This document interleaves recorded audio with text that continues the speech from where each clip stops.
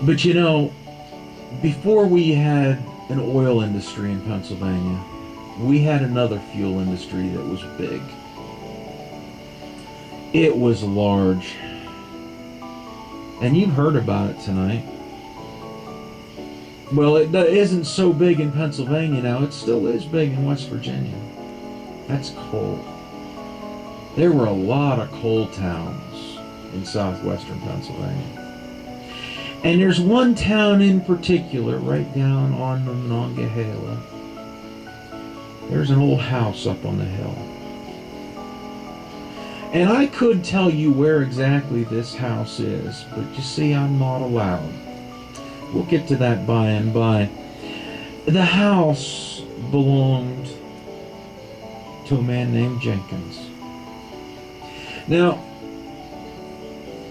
this actually starts back at the turn of the century, the 18th to 19th century, when we were heavy in coal around here. And in that particular coal town, there was a family named Jenkins, and they had a son named Reese. Now, they were miners. They worked in the mines, and Reese was going to work in the mines as well.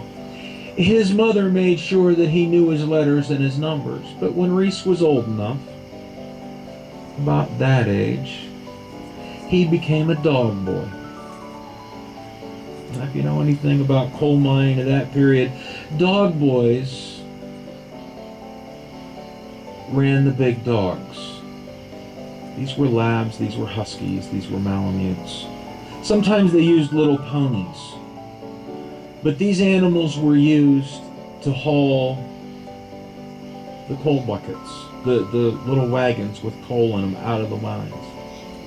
And young boys were great because they were the same size and they could up and down out of these little tunnels. Well, when Reese got a little bit older, he progressed to the next stage. And because his mother had made him learn his letters and his numbers and his ciphering and his math, before Reese got through his teens, he was working upstairs instead of down in the mine. He knew how to do everything down in the mine. Eventually, and it didn't happen very often, Reese was put in charge of the mine. Now, exactly how that happened is kind of sketchy, but it did happen. And Reese was now given the big house on the top of the hill to live in. And because he was now important, he was going into Pittsburgh, and he was talking to the people that owned the mines. And these are names you all know.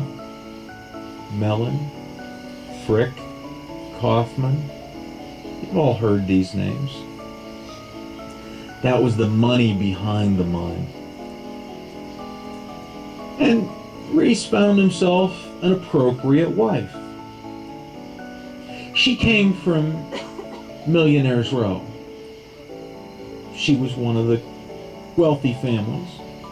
And she married Reese. He was in charge of the mine. The future looked bright. He eventually was going to come into Pittsburgh.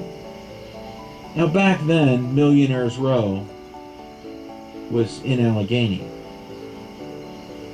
And if you can still see the buildings today, you just go down to CCAC North, all of those buildings. Yeah, you know, that's what I said, Allegheny. I said that. I know where they were. And she was used to the good life. And Reese was... Now, the nice thing about Reese, as far as the men in the mine were concerned, is Reese knew everything. And he was one of them. He was upstairs now, but he knew how to do everything. And he never asked them to do anything he wasn't willing to do himself. His new wife was not too happy about that, but he kept her in style, and she had servants from Pittsburgh, and she had the proper lace doilies and the French china. Well, then came the year, that year that changed the world.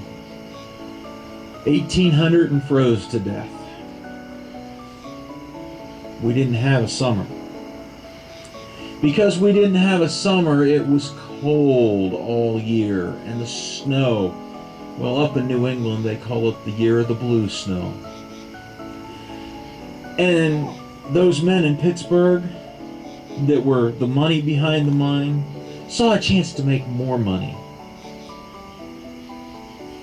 So they increased the production quotas. And the men worked just as hard for Reese, and Reese worked for them.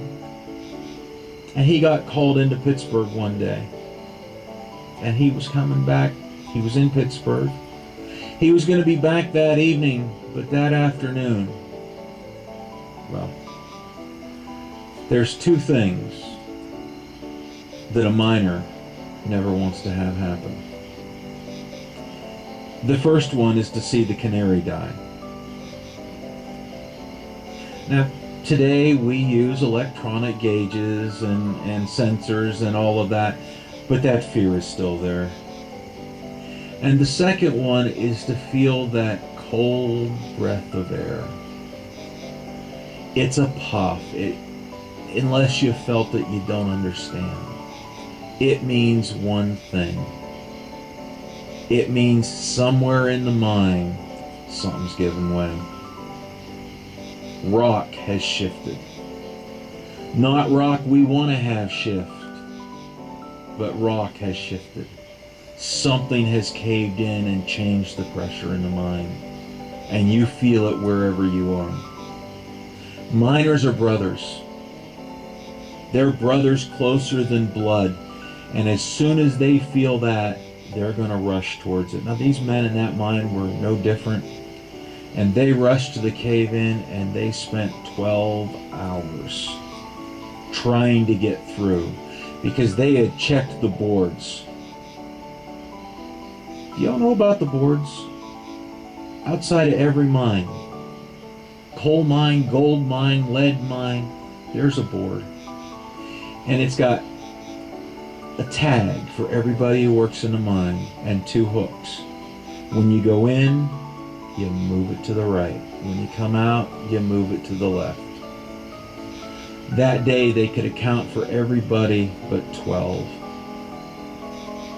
12 of their brothers were on the other side of that wall of rock. And every man there was going to get them out. Reese got back about 12 hours after the cave-in happened. And when he was assessed to the situation, he called everybody together. He says, "Gentlemen, you know as well as I do, chances aren't good now. And coming back from Pittsburgh, those people in there have just doubled our quotas again.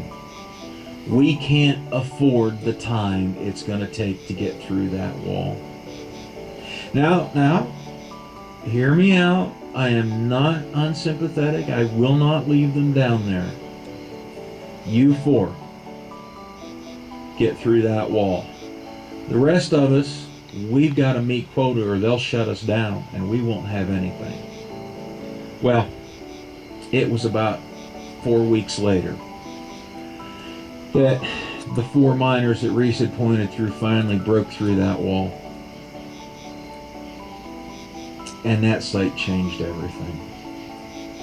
On the other side of that wall, that rough caved-in wall, they found their 12 brothers sitting in a circle, holding each other's hands. In the middle of the circle was a lamp and a canary. They had to break everybody's fingers to get the hands apart. They buried the 12 men together in the cemetery. They're apart from everybody else. Even today, those 12 graves stand out.